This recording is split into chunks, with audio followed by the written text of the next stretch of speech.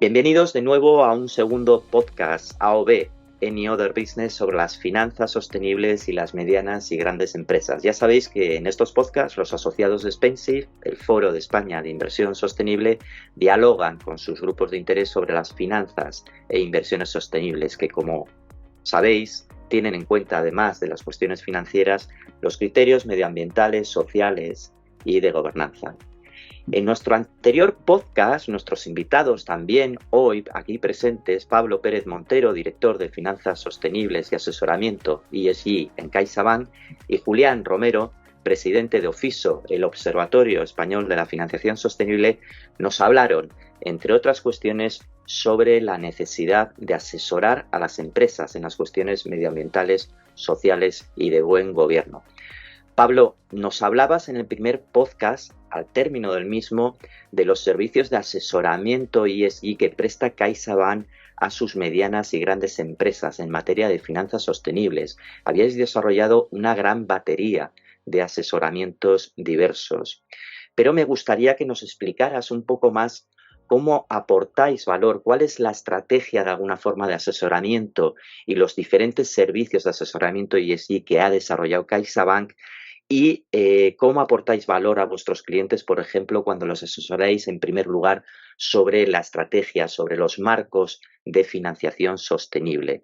Y Julián, ¿qué necesidades y tendencias ves tú al respecto sobre esa demanda de servicios de asesoramiento que las empresas necesitan en estos momentos? Muchas gracias, Pablo, y Spencer, de nuevo por la invitación. Es un placer volver a estar aquí con vosotros en este podcast.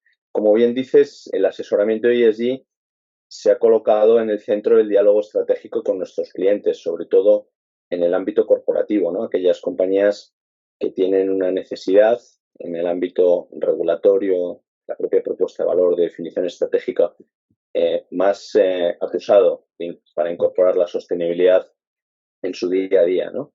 Para nosotros hay un claro objetivo que quisimos poner en el centro de nuestro diálogo con ellos, que era tratar de ser percibidos por nuestros clientes como algo más que un financiador. Y precisamente basada en nuestra actividad de financiación sostenible, percibimos la necesidad por parte de nuestros clientes de obtener un mayor valor añadido desde nuestro lado. Y para ello creamos este servicio que lanzamos al inicio de 2022 y desde el que actualmente estamos asesorando a 33 compañías, número que sigue creciendo.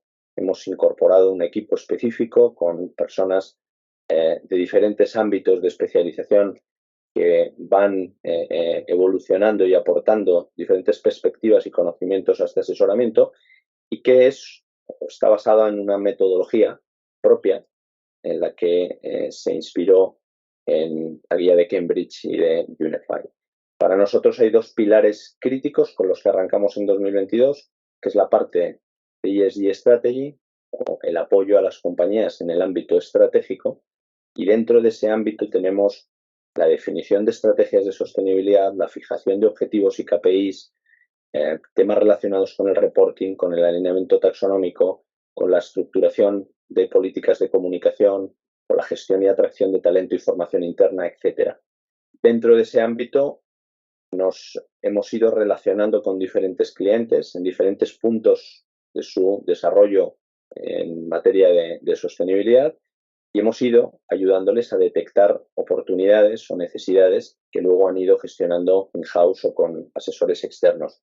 Y por la parte de los marcos, igualmente importante, dado que ayudar a nuestros clientes a construir marcos de financiación sostenible que sean compatibles tanto con el mercado de capitales o emisión de bonos como con el mundo de la financiación bancaria, y ahí involucrando todas las tipologías, desde los productos transaccionales hasta los más estructurados, les da a las compañías agilidad y facilidad de acceso al mercado de financiación sostenible, hace que el mercado de financiación global tenga mayor nivel de profundidad y liquidez ante sus necesidades de financiación y, sobre todo, a nosotros nos permite cerrar el círculo, llevar a nuestros clientes hacia una relación más estrecha en el ámbito de la financiación sostenible, que por supuesto es el objetivo de nuestro core business.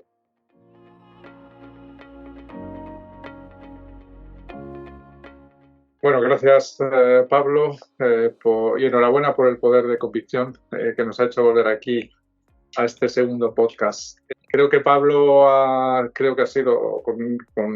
mostrado un ejemplo muy actual, muy real y muy sintomático de en qué estado está el nivel de asesoramiento y qué necesidades hay que satisfacer a las empresas que quieren entrar en este mundo de la sostenibilidad. Yo solo añadiría que creo que la secuencia que nos has planteado aquí de desarrollo estratégico, homogeneidad en ratings, que la palabra homogeneidad la pongo entre paréntesis y luego lo explico, y el acceso al mercado de financiación es exactamente la secuencia que debería de seguir todo aquel que quiere entrar y beneficiarse de las finanzas sostenibles.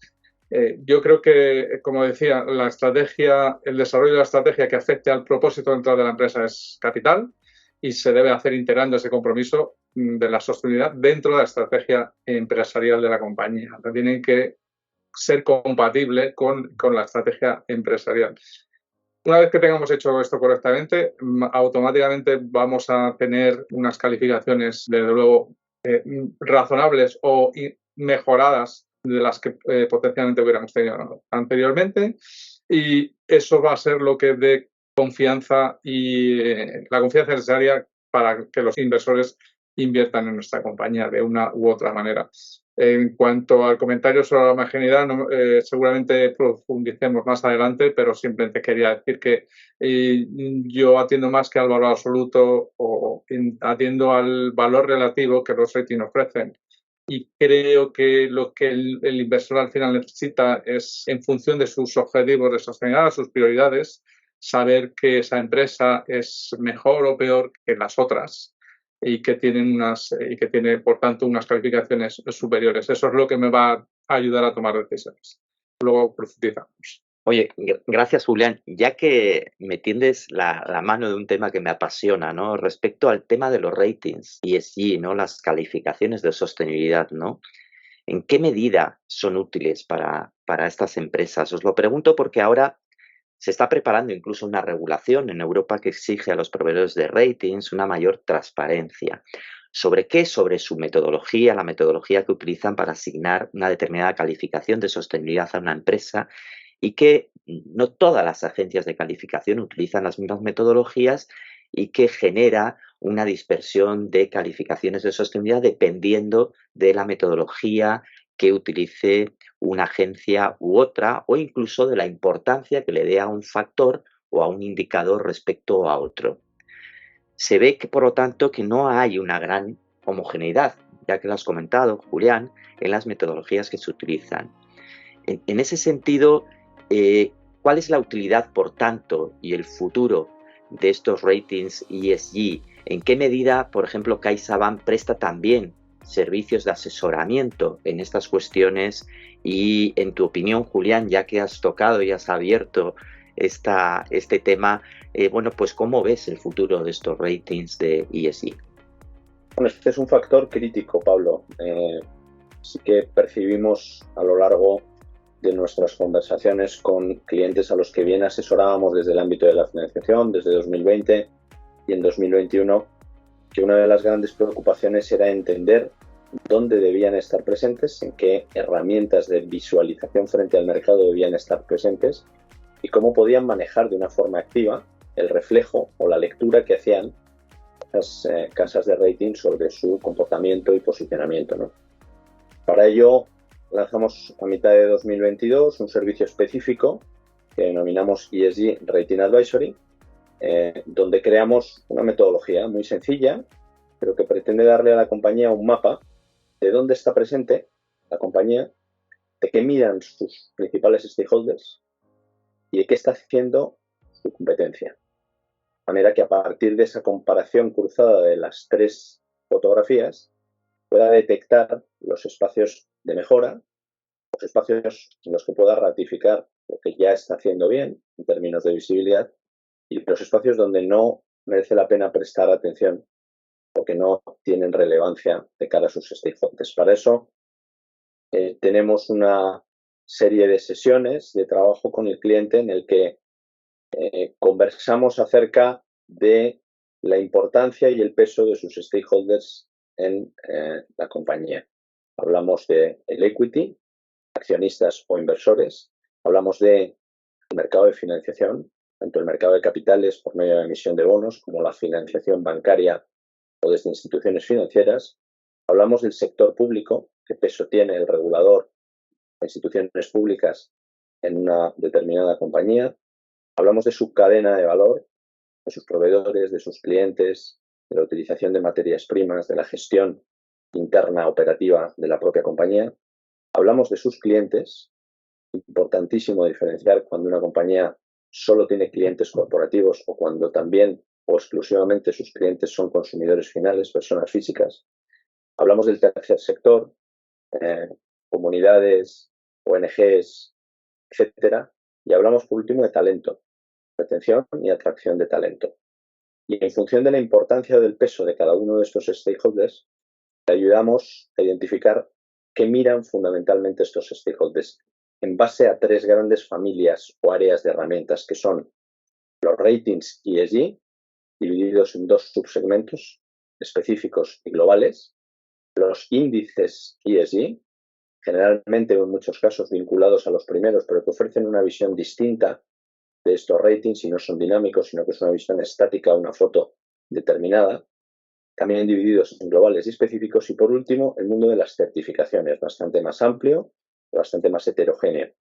Y en base a la foto actual de la compañía y al peso que ellos han querido otorgarle a cada uno de los stakeholders, establecemos un mapa de calor de dónde deberían estar presentes y hasta qué niveles de performance podrían mostrar según su realidad. Al final es una manera o es una ventana de visibilizar frente al mercado en la intensidad y foco que ellos quieran toda la estrategia y el posicionamiento que antes hemos comentado desde el ámbito estratégico.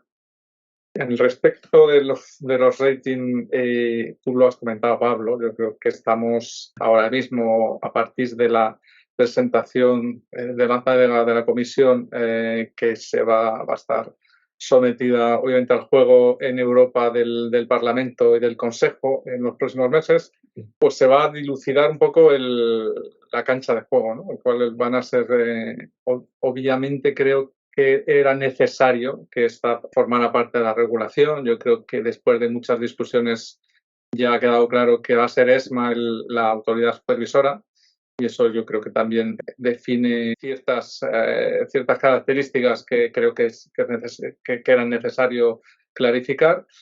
La controversia viene obviamente por la heterogeneidad en los resultados, dependiendo de de los emisores de estas calificaciones. Parece que hay un grupo de partidarios de que eso debería de corregirse. Hay también, se oyen voces sobre la posibilidad de integrarse dentro de los ratings de crédito.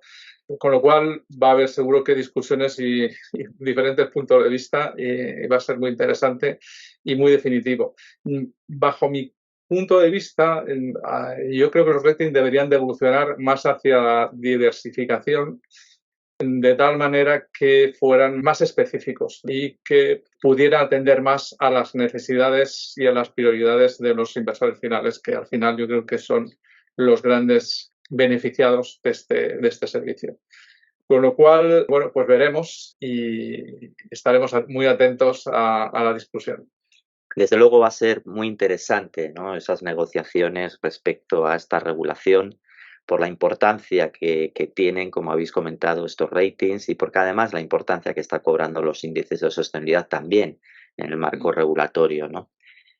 Quiero introducir otro tema que también me parece muy relevante, de especial relevancia, que es la financiación, como no, de la transición. Desde luego, hay muchos sectores y empresas que necesitan realizar esa transición alineada con el marco net zero y con objetivos intermedios de descarbonización. Esto es una realidad y hay que atender esa realidad. Tenemos que financiar esa transición. Esa transición necesita, por tanto, de esa financiación, pero también necesita de una senda clara y transparente con un seguimiento de los planes de transición, que en esta etapa regulatoria se ve cada vez más que el regulador y el supervisor están introduciendo estos planes de transición cada vez más de forma clara y transparente en ese marco regulatorio. Pablo, por lo tanto, ¿en qué medida desde CaixaBank prestáis asesoramiento también sobre esta cuestión, sobre cómo abordar estos objetivos, estos marcos net cero tan necesarios y cómo prestáis ese asesoramiento y luego los acompañáis incluso con la financiación de esos planes de transición? Y Julián, ¿qué retos plantea net cero? El seguimiento de estos planes de transición, la fijación de objetivos, en definitiva, la rendición de cuentas, tanto que hemos desarrollado en torno al pilar de la divulgación. Bueno, respecto a los planes de transición, esta rendición de cuentas, este seguimiento sobre, primero, la fijación de objetivos y luego el seguimiento del logro de los objetivos de descarbonización. ¿Qué retos se plantean? Net Zero es sin duda uno de los temas que han ocupado más horas de conversación con nuestros clientes. Y hay una razón de base que es demoledora, ¿no?, para todas las entidades financieras que nos adherimos al Net Zero Banking Alliance, alianza global en la que se ven representadas aproximadamente un tercio de la gestión de activos global a nivel mundial, con cerca de 140 entidades adheridas, en virtud de la cual nosotros, junto con otras muchas entidades, publicamos objetivos concretos de descarbonización en ciertos sectores. Concretamente, 2022 lo hicimos para el sector de energía y de oil and gas, y a lo largo de 2023, principio de 2024, lo haremos con el resto de los sectores. Esta realidad ha supuesto a nivel interno un cambio de paradigma en cuanto a la admisión de riesgo o el criterio de selección de las oportunidades de financiación que son factibles o viables para llevar a cabo, ¿no? El coeficiente o factor de atribución de las emisiones que producen o que van vinculadas a una determinada financiación, en función de lo que estamos financiando, el uso de fondos de la financiación o de a quién estamos financiando, el comportamiento en materia de emisiones global de una compañía o grupo económico, lo convierten en un factor de selección o de análisis previo a cualquier operación de crédito que llevamos a cabo con estos clientes. Esa realidad tan contundente nos llevó a interactuar de manera muy amplia con los clientes alrededor de sus planes de descarbonización y alrededor de las medidas y los objetivos que habían fijado, buscando siempre evaluar cómo de alineados estaban esos objetivos con los criterios de descarbonización que se había establecido como banco o como objetivo, ¿no? De esta manera creamos Net Zero Advisory, que es el servicio más novedoso que tenemos por fecha de lanzamiento, porque tiene apenas 4 meses, ¿no? Lo hicimos en finales del mes de febrero, y a partir de ese momento hemos entrado con una metodología ya más evolucionada, tratar de ayudar a estos clientes a los que asesoramos, estos 32 clientes de momento, grandes corporates, en muchos casos compañías líderes en su sector, a evaluar la ambición de sus planes de descarbonización, las metodologías de medición, soportes tecnológicos para la medición de los datos y el reporting de los mismos, alineamiento con estándares globales, etcétera, ¿no? Para nosotros es un aspecto crítico que además le permite a las compañías testar cómo un stakeholder crítico para la compañía, que es un financiador relevante, lee o interpreta sus planes de descarbonización y cómo de alineado está para que siga teniendo apetito a la financiación de esta compañía. Pero también entendimos que no debíamos quedarnos solo en un alcance relacionado con las emisiones y decidimos ampliarlo y formar una tríada de aspectos que ayudamos a la compañía a evaluar. Además de las emisiones, hemos incorporado una medición o un asesoramiento en cuanto a la huella hídrica, consumo de agua y a la circularidad de la misma que pueda generar el proceso productivo de una compañía, algo especialmente importante en ciertos sectores, no tanto en otros, obviamente, según la naturaleza de esa compañía y su proceso. Y por último, el impacto en biodiversidad, un aspecto más incipiente que cada vez cobra una relevancia mayor y que su medición y su evaluación es algo más compleja por la amplitud del impacto en diferentes cuestiones relacionadas con la biodiversidad que pueden provenir del comportamiento de la cadena de valor completa de una compañía. Bueno, en este punto la verdad es que me gustaría subrayar y la buena noticia que es escuchar que hay este tipo de iniciativas a nivel del sector financiero con una dedicación tan clara y determinada sobre el tema. Y creo que en general existe la idea, si quitamos las grandes empresas, de que este tema del net zero es un tema público y es un tema de los gobiernos. Y hay algunas cifras que así lo dicen, ¿no? Igual que es más del 75% del PIB mundial está, o sea, de los países que representan el PIB mundial tienen un compromiso net zero. El último informe que yo he visto a nivel corporativo hablaba que de las 2.000 grandes empresas hace un año y medio, probablemente 200 lo tenían. Y un poco creo, por tanto, que es una muy buena noticia que el sector financiero esté tomando parte, porque esto no es una solución que va a venir solamente desde la parte pública, sino que se tiene que incorporar a la privada lo antes posible. ¿Qué ha pasado además con estos primeros que lo hicieron, que incorporaron estos compromisos? Pues que además nos hemos encontrado hace un año con una crisis energética que en la mayor parte de los casos ha roto esos compromisos, digamos, la senda, ¿no? Y yo creo que es bastante razonable que habrá que recalcularla y va a significar pues incrementar el esfuerzo en los años que quedan. Todavía estamos más que a tiempo. Pero creo que es muy importante que se incorporen al compromiso y que sientan como una obligación, yo te diría, que ellos son parte de la solución. Y en ese sentido, pues nada más que aplaudir ese tipo de iniciativas.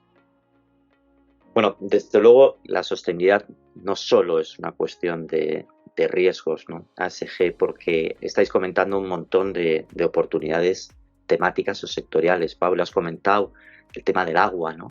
En concreto, cómo estáis abordando desde hace recientemente con la profundidad y la complejidad que has comentado, ¿no? Muchos de estos temas son complejos y están sujetos incluso a regulaciones o a marcos específicos sectoriales y requieren, por tanto, me da la sensación de un asesoramiento, por lo que os escucho, cada vez más especializado. Pablo, en CaixaBank lo estáis viendo también de esta forma. ¿Habéis comenzado a desarrollar, si cabe, algunas verticales específicas de asesoramiento respecto a algún tema, algún sector? Y Julián, ¿qué temas o sectores de futuro destacarías de cara a esas oportunidades para las entidades financieras para prestar ese asesoramiento especializado, esas oportunidades incluso de diferenciación, de aportar valor muy especializado en algunas temáticas, en algunos sectores, en algunas verticales en concreto? Pablo, por favor. Pero en este punto me gustaría destacar el servicio especial de análisis y asesoramiento en materia de hidrógeno que desarrollamos y lanzamos el año pasado, que acompañamos de nuestra adhesión a la European Clean Hydrogen Alliance, donde participamos en los diferentes grupos temáticos y donde tratamos de generar desarrollo y visibilidad para este mercado que se vislumbra como uno de los grandes vectores para la potencial descarbonización de sectores muy intensivos, ¿no? Recordemos que el hidrógeno tiene una cadena de valor bastante amplia que comienza por el recurso del agua como base para, mediante un proceso de electrólisis fundamentado o basado en energías renovables como recurso energético, generan hidrógeno que de manera directa o con otros derivados como son el metanol o el amoníaco tienen usos muy concretos en diferentes sectores, algunos ya una realidad a día de hoy, otros potenciales, ¿no? De punto de partida decir que desde el año pasado analizamos proyectos concretos con clientes referentes en este sector. Muchas de las grandes utilities, compañías de oil and gas, compañías de ingeniería se han involucrado en este segmento, en este sector, en muchos casos como una variable de diferenciación de sus actuales líneas de negocio, en otros casos como un mecanismo de protección de su cuota de mercado si prevén que el hidrógeno va a convertirse en una alternativa que progresivamente puede ir canibalizando el sector en el que ellos están presentes. Y de esta manera vemos a corto plazo dos grandes usos directos del hidrógeno. Uno muy claro y que ya es una realidad a día de hoy es el industrial. Hemos tenido la oportunidad de hablar, conversar y apoyar a clientes muy importantes, en muchos casos ya con proyectos reales que se han llevado a cabo en España. Y aquí hablamos de la industria de los fertilizantes, del refino, la metalurgia, farmacéutico, etcétera. Es decir, industrias que ya utilizan el hidrógeno como materia prima y que necesitan transitar de un hidrógeno gris normalmente a un hidrógeno verde producido en base a energías renovables. Otro uso relevante que vemos en el corto o medio plazo es en el transporte como vector de descarbonización para el transporte de larga distancia, sobre todo naval y aéreo, y transporte por carretera de larga distancia o de alto tonelaje. Hablamos sobre todo de logística de larga distancia y de transporte urbano con autobuses de hidrógeno. En todos estos sectores, tanto en el industrial como en el transporte, ya estamos viendo proyectos directos, proyectos reales, que estamos analizando de manera individualizada, y también estamos ayudando a estas compañías con una evaluación de cómo el hidrógeno puede ser crítico o puede ser diferencial en su propuesta de valor. Es decir, este factor de diversificación que antes comentaba, analizando tendencias de mercado, potenciales usos, acceso a determinados recursos o cualquier punto de la cadena de valor que les pueda faltar. Nuestra labor dentro de este ámbito es crítica, ¿no? La entendemos y diferenciamos en 4 grandes aspectos. Cómo acercar el mercado y las tendencias a la realidad de nuestro cliente, en primer lugar, cómo ayudarle a definir el potencial impacto del hidrógeno en su propuesta de valor. En tercer lugar, ayudarles a establecer nexos y alianzas, es decir, acercar a los diferentes actores de la cadena de valor para generar o casar oferta y demanda, dependiendo de si estamos hablando con un productor, con un off-taker o un consumidor, con un distribuidor que está en el centro, con un generador de energía renovable, etcétera. Y por último, acercarle el sector público, las ayudas, los planes, los bancos de tipo supranacional o programas específicos que puedan estar cofinanciando o subvencionando este tipo de proyectos. Para nosotros es un factor crítico en esta financiación de la descarbonización de nuestros clientes y tenemos el firme propósito de seguir apoyando a los clientes desde este ámbito más de asesoramiento y, por supuesto, a un medio plazo, financiando proyectos reales cuando la curva tecnológica permita tener certeza sobre las estructuras. Muy interesante, Pablo. Julián, respecto a qué otros temas o sectores de futuro, aparte del hidrógeno que ha desarrollado Pablo, ves tú como temas a futuro para entrar ahí a prestar un asesoramiento muy especializado a las empresas? Bueno, yo creo que Pablo ha mencionado los sectores más críticos. Al final van a ser aquellos más beneficiados y donde se debería hacer los mayores esfuerzos.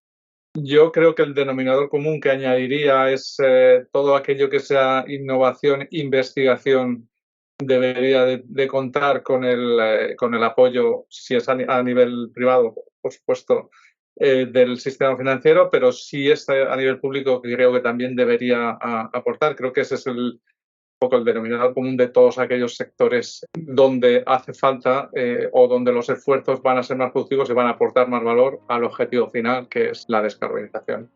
Bueno, ahí seguramente se desarrollarán temas como la descarbonización y también la captura, ¿no? Las tecnologías de captura de carbono que seguramente traerán a colación pues muchos avances tecnológicos en los próximos años que requerirán sin duda un asesoramiento especializado en ese y en otros muchos temas.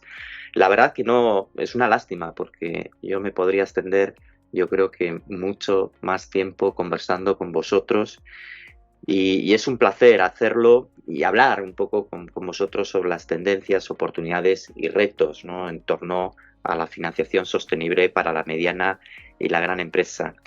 Y como digo, lástima que no haya tiempo para más. Espero que nuestros oyentes hayan disfrutado, como lo he hecho yo, de estos minutos de agradable conversación.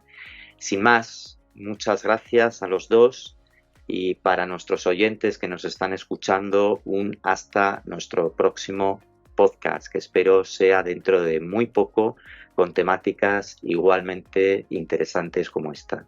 Muchas gracias, Pablo. Muchas gracias, Julián, Muchas gracias por acompañarnos hoy aquí en este podcast. Gracias. Gracias.